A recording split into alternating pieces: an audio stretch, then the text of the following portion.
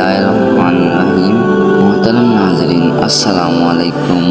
दोस्तों, एक गांव में एक जालिम शख्स रहता था जिसका नाम असद था। असद बहुत संदिल और बेरहम शख्स था और गांव वाले इसे खौफ की वजह से बर्दाश्त करते थे। असद की बीवी का इंतकाल इसके जुल्म व सितम की वजह से हो चुका था और इसकी एक लौती बेटी ज़ैनब भी इसके साथ रहती थी। ज़ैनब एक मासूम, नेक दिल और साबिर लड़की थी जो हमेशा अपने बाप के जुल्म के बावजूद खामोशी से सब कुछ बर्दाश्त करती रहती थी। असद को बेटी से कोई मोहब्बत नहीं थी, बल्कि वो इसे बोझ समझता था।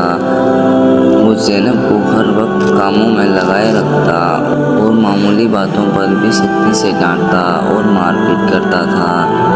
ज़ैनब अपनी माँ की मौत के बाद बिल्कुल अकेली हो गई थी और इसे कोई सहारा ना था। वो अक्सर रातों को चुपके चुपके रोती और अल्लाह से दुआ करती कि इसके बाप का दिल नरम हो जाए, वो इससे मोहब्बत करे।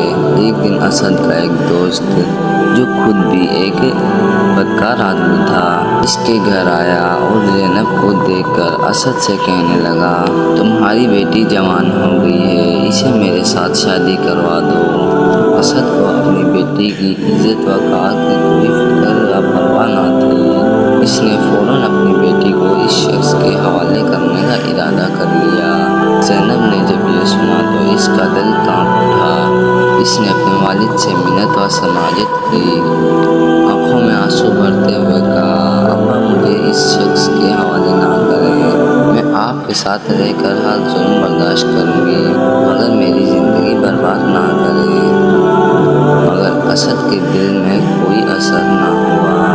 असद का दिल तो पत्थर बन चुका था और इसने ज़ैनब की फरियाद को नज़रअंदाज कर दिया। ज़ैनब ने अपने वालिद के जुल्म से तंग आकर एक दिन भागने का फैसला किया। रात की तारीकी में जब सब सो रहे थे, वो घर से निकलकर गांव के मौलवी साहब के पास जा पहुंची। मौलवी साहब एक नेक और खुदा तरस इंसान थे। ज़ैनब ने इसके सामने अपने दिल की सारी बात कह दी और अपनी ज़िंदगी की सारी मुश्किलात बयान की। मौलवी साहब ने ज़ैनब को तसल्ली दी और कहा, बेटी, अल्लाह सब्र करने वालों के साथ है। हमें हज़रत मोहम्मद सल्लल्लाहु अलैहि वसल्लम की तालीमात पर अमल करना चाहिए, क्योंकि आप सल्लल्लाहु अलैहि वसल्लम ने हमेशा बेटियों की इज़्ज़त व एहतराम करने का दर्स दिया है। मौलवी साहब ने ज़ैनब को अपने घर में बना दी और इसे बेटी की तरह रखा। अगले दिन मौलवी साहब ने गांव वालों को जमा किया और असद के जुल्म के खिलाफ आवाज़ उठाने का फैसला किया।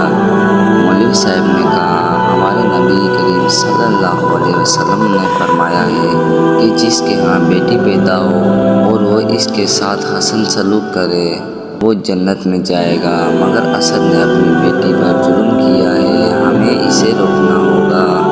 गांव वाले भी असद के जुल्म से तंग आ चुके थे, लेकिन वो खौफ की वजह से खामोश थे। मौलवी साहब की क़यादत में गांव वाले असद के घर पहुँचे और इससे कहा, तुमने अपनी बेटी पर बहुत जुल्म किया है और तुम इसे एक बुरे इंसान के हवाले करने वाले थे। हमें हज़रत मोहम्मद सल्लल्लाहु अलैहि वसल्लम की सुन्नत याद है और हम तुम्हारे इस जुल्म को बर्दाश्त नहीं करेंगे। असद पहले तो बहुत गुस्से में आया और गांव वालों को धमकाने की कोशिश की, मगर मौलवी साहब की बातों और गांव वालों के इत्तेहाद ने असद को बेबस कर दिया। गांव वालों ने फैसला किया कि असद को गांव से निकाल दिया जाए। असद को अपनी गलतियों का एहसास हुआ, मगर अब बहुत देर हो चुकी थी। इसने ज़ैनब से माफ़ी मांगी, मगर ज़ैनब ने आंसू भरे आँखों से सिर्फ इतना कहा,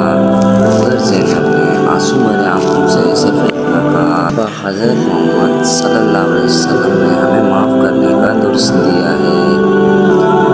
मैंने आपको माफ़ किया, आपका जुल्म कभी भुलाया नहीं जा सकता। असद को गांव से निकाल दिया गया और ज़ैनब मौलवी साहब के घर में रहने लगी। मौलवी साहब ने ज़ैनब की तालीम व तरबियत की और उसे इस्लामी तालीमात के मुताबिक ज़िंदगी गुजारने का तरीका सिखाया। ज़ैनब ने कुरान علم حاصل کی اور حضرت محمد صلی اللہ علیہ وسلم کی سیرت کا مطالعہ کیا۔ کچھ سال بعد زینب کی زندگی میں خوشحالی آئی جب ایک نیک اور دیندار شخص نے مولوی صاحب سے زینب کا رشتہ مانگا۔ زینب نے اس شخص کے ہاتھ شادی کی